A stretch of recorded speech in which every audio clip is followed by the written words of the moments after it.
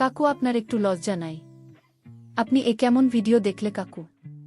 কাকু, আপনি যে ভিডিও আমাকে দেখালেন সেটা দেখার পরে 2 দিন ধরে ঘুম নাই কাকু। তুমি আমায় কি দেখালে কাকু? তুমি এখন এর সমাধান বের করো।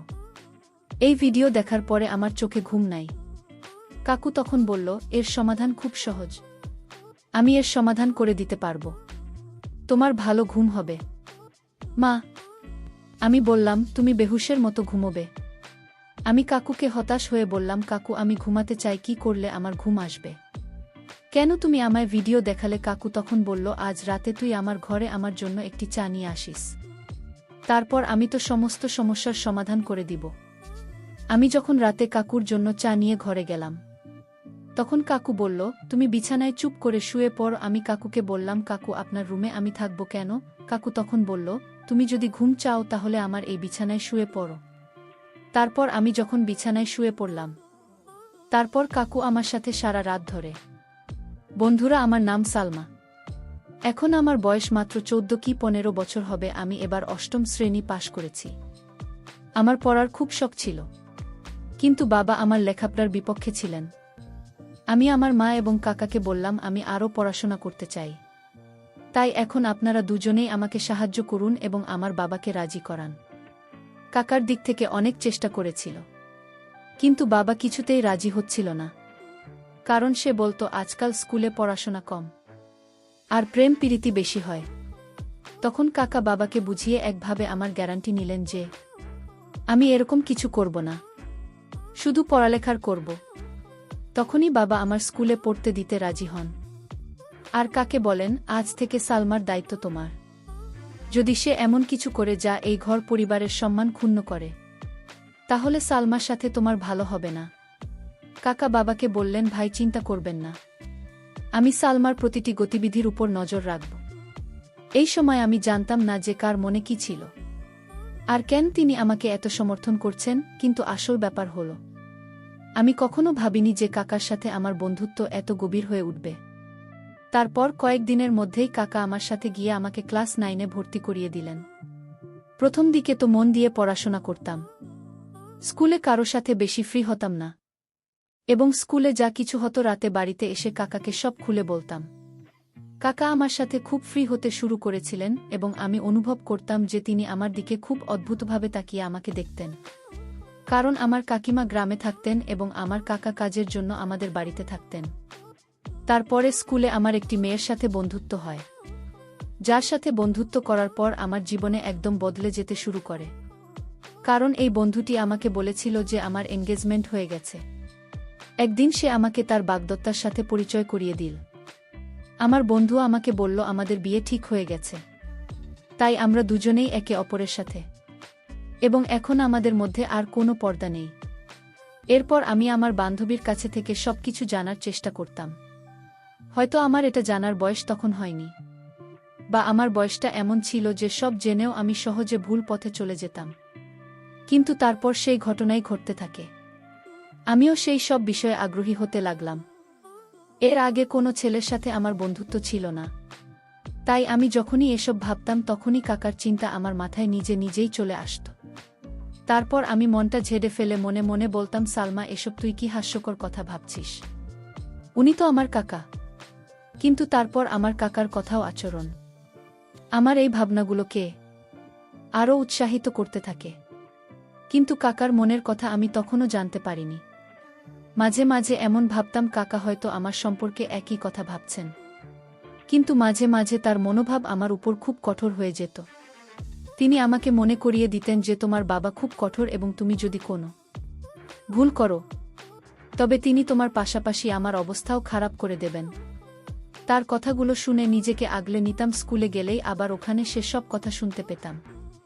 তারপর স্কুল থেকে বাড়িতে ফিরে বন্ধুদের বলা কথাগুলো ভাবতে শুরু করলাম।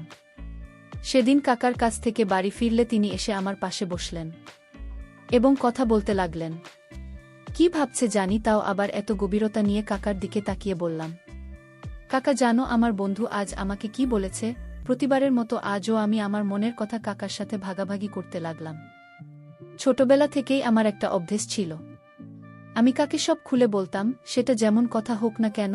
এরপর কাকা আমার দিকে তাকিয়ে বললেন, হ্যাঁ বলো, তুমি কি বলতে চাও? তোমার বন্ধু তোমাকে কি বলেছে? আমি তাকে বললাম, আমার বন্ধু আমাকে বলেছিল ইন্টারনেটে অনেক ধরনের ভিডিও আছে, যেসব ভিডিওতে সব ধরনের তথ্য পাওয়া যায়। তাই আমি বলছি কি কাকা, তোমার যে মোবাইলটি আছে আর তাতে তো নেট প্যাকেজও আছে, তুমিও নিশ্চয়ই সেই ভিডিওটি দেখেছ। তাহলে কেন আমরা দুজনে একসাথে ভিডিওটি দেখি না? আমি মুখটা কাকার কানের কাছে নিয়ে এসে ফিসফিস করে কথা বলতেই তিনি বিস্ফোরিত চোখে আমার দিকে তাকাতে লাগলেন। আমার মনে হলো সে আমাকে একটা বোকা দেবে, কিন্তু তারপর হঠাৎ তিনি আমার দিকে মনোযোগ দিয়ে তাকালেন। সম্ভবত তার মনের মধ্যে কিছু সিদ্ধান্ত নিলেন এবং তারপর তিনি হাসলেন। কাকা আমার সাথে ফিসফিস করে কথা বলতে শুরু করলেন, তোর বাবার সামনে এমন কথা ভুলেও যেন বলিস না, নইলে তোর বাবা শুধু তোর অবস্থাই খারাপ করবে না, তার সাথে আমাকে ঘর থেকে বের করে দেবে, কারণ আমি তোর দেখভালের দায়িত্ব নিয়েছি। তখন আমার থাকার সমস্যা হয়ে যাবে। বাকি রইল ভিডিও দেখার কথা। ভিডিওটি দেখার জন্য তুমি রাতে আমার রুমে আসতে পারে, আমি তোমাকে সব ধরনের ভিডিও দেখিয়ে দেব। কাকার চোখে একটা উজ্জ্বল দুষ্টুমি ছিল, যা আমি সেই মুহূর্তে বুঝতে পারিনি। এরপর কাতার রুমে চলে গেলেন এবং আমি পড়াশোনা করতে লাগলাম। পড়তে পড়তে আত্মসময়ের কথা ভাবতে লাগলাম।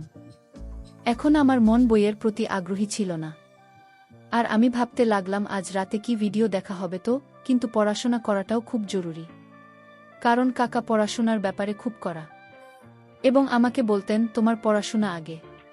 তিনি বলতেন তুমি যদি পড়ালেখায় ভালো হও তাহলে তোমার বাবা বুঝবেন এবং তোমার স্বাধীনতার দরজা তোমার জন্য খোলা থাকবে। তার বক্তব্য আমার কাছেও একেবারে সঠিক মনে হতো।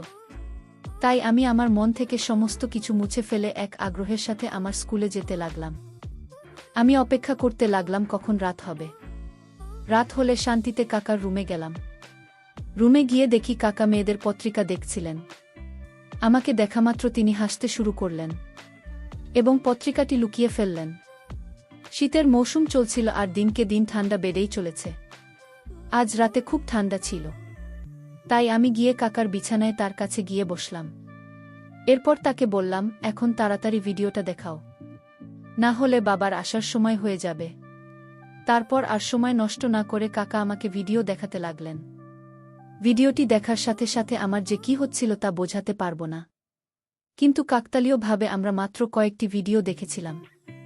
যখন বাবা আমাদের রুমে এলো এবং সে আসার সাথে সাথে আমার সাথে কথা বলা শুরু করলো, এত রাতে কার ঘরে কি করছো, তোমার রুমে যাও। বাবা খুব কড়া প্রকৃতির মানুষ ছিল এবং আমি তাকে অনেক ভয় পেতাম। তাই বাবা যখনই কথাটা কঠোরভাবে বলল, আমি সব ভুলে দ্রুত আমার রুমে চলে আসলাম। ভাবলাম বাবা কাকা রুম ছেড়ে নিজের রুমে যাওয়ার সাথে সাথে আমি আবার কাকার রুমে চলে যাব। কিন্তু এই রাতে বোধ হয় কাকার সাথে বাবার কিছু জরুরি কাজ ছিল। বাবা অনেকক্ষণ কাকার ঘরে বসে রই, আর অপেক্ষা করতে করতে আমি কখন ঘুমিয়ে পড়লাম বুঝতেই পারিনি। আর বাবা কখন যে রুম থেকে চলে গেল তাও জানি না। পরের দিন স্কুল থেকে ফিরে রাতের জন্য অধীর আগ্রহে অপেক্ষা করতে লাগলাম, কারণ আমি কিছু ভিডিও দেখে নিয়েছিলাম। আর যখনই সময় হল কাকার রুমে চলে গেলাম ভিডিও দেখতে। কিন্তু কাকা বললেন, এই মুহূর্তে আমি আমার অফিসের কাজ শেষ করছি, এক কাজ করো, কিছুক্ষণ পর আমার রুমে এসব ভিডিও দেখাত। সকাল থেকেই ভিডিও দেখার জন্য আগ্রহী হয়ে বসেছিলাম, তাই কাকার উপর একটু রাগ করে বসে রইলাম। আমার মোবাইলে হোয়াটসঅ্যাপ ইনস্টল করা হয়েছিল। তখন একটি নতুন নম্বর থেকে একটি মেসেজ এল। তার পাঠানো ছবি দেখে আমার চোখ বিস্ফোরিত হয়ে ওঠে। আমি শুধু সেই ছবিটি দেখছিলাম যখন সেই লোকটির কাছ থেকে মেসেজ আসতে শুরু করে। সে মেসেজ করেছিল, আমি তাকে একইভাবে উত্তর দিতে শুরু করলাম।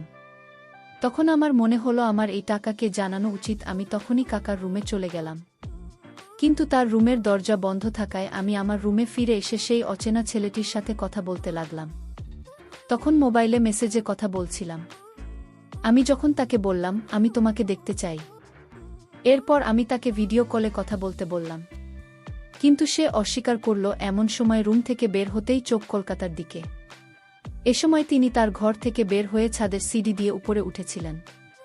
তার হাতে একটি মোবাইল ছিল। রাতের এই সময়ে তিনি কেন ছাদে যাচ্ছেন তা ভাবলাম। রাত তখন 1টা বাজে। আমার ঘুম আসছিল না, কিন্তু আমার মনে একটা সন্দেহ জেগেছিল যে কাকা আমাকে নতুন নম্বর থেকে মেসেজ করছেন। আচ্ছা, এইসব ভাবতে ভাবতে আর কাকার কথা ভাবতে ভাবতে কখন যে ঘুমের মধ্যে হারিয়ে গিয়েছিলাম জানি না। আর একটা স্বপ্ন দেখলাম যেটাতে কাকা আমার সাথে ছিলেন। তখনই আমার চোখ খুলে গেল। খুব সকালে দেখি কাকার মেজাজ খুব ভালো ছিল। তিনি হাসছিলেন এবং আমার সাথে কথা বলছিলেন। এর আগে আমি পায়ে হেঁটে স্কুলে যেতাম, কিন্তু আজকে বলল, আজ তোকে আমার বাইকে করে স্কুলে নিয়ে যাব।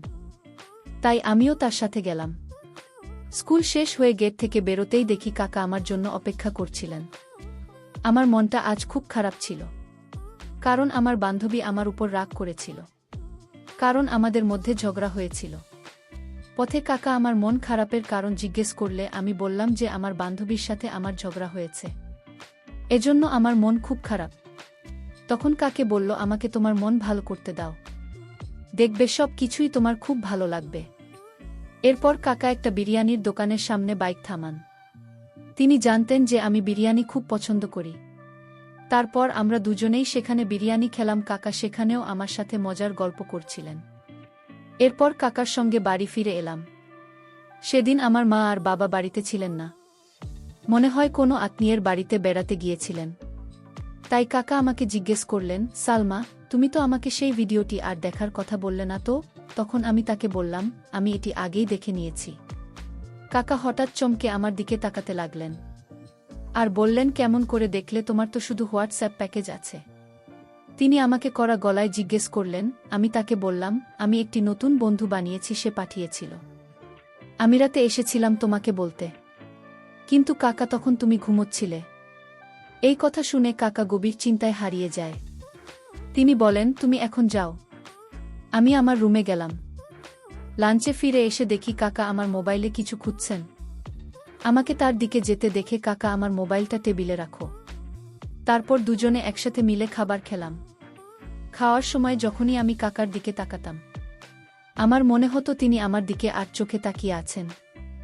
আমার মনে হলো সে আমাকে কিছু বলতে চাইছে, কিন্তু বলতে পারছে না। মনে মনে ভাবতে লাগলাম, কাকা একবার প্লিজ বলে ফেলো, আমি তোমাকে একটু বারণ করব না।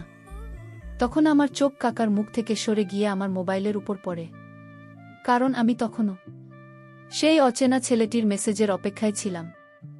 সে তখন ও আমাকে মেসেজ করেনি, আর কাকা কিছু বলতে যাচ্ছিলেন। তখন আমি মোবাইলটা তুলে নিজেই সেই নম্বরে মেসেজ করতে লাগলাম, কিন্তু কাকা আমার হাত থেকে মোবাইলটা ছিনিয়ে নেয়। আমি ভেবেছিলাম সে হয়তো রাগ করছে। তখন কাকা বললেন, সালমা, খাওয়ার সময় মোবাইল ব্যবহার করা মোটেও ভালো কাজ না, তাই মোবাইলটা এখন আমার হাতে দাও। এই বলে সে আমার মোবাইলটা নিজের কাছে রাখ। আমি তাড়াতাড়ি খাওয়া শেষ করে কাকাকে বললাম, এবার তো আমার মোবাইলটা আমাকে ফিরিয়ে দাও। কাকে বলল, আমি তোমাকে দিয়ে দেব, আগে তুমি আজ আমার একটা উপকার করো। আমিও তাই করলাম। দ্রুত বাসনপত্র সংগ্রহ করলাম এবং তারপর আমার স্কুলের কাজ শেষ করলাম। এরপর রাত 2টা বাজতে আমি কাকার রুমে এসে তাকে বলতে লাগলাম, কাকা, এখন আমার মোবাইলটা দাও, আমার সেই বন্ধুর সাথে কথা বলবো। কাকা বললেন, আমার খুব মাথা ব্যথা হচ্ছে, যা আগে আমার জন্য সুন্দর করে একটা চা বানিয়ে নিয়ে আসো। কিছুক্ষণ পর চা বানাতে গেলাম। চা বানানোর পর রুমে এসে চা টেবিলে রেখে চলে যেতেই তখন কাকা আমাকে বললেন, তুমি আজ রাতে আমার রুমে থাকো। আমি অবাক চোখে তার দিকে তাকাতে লাগলাম। বন্ধুরা, তারপর কাকা আমার সাথে কি করেছিল তার পরের পার্টটা আগামীকাল আপলোড দেওয়া হবে। সেই পর্যন্ত সবাই ভালো থাকবেন। ধন্যবাদ।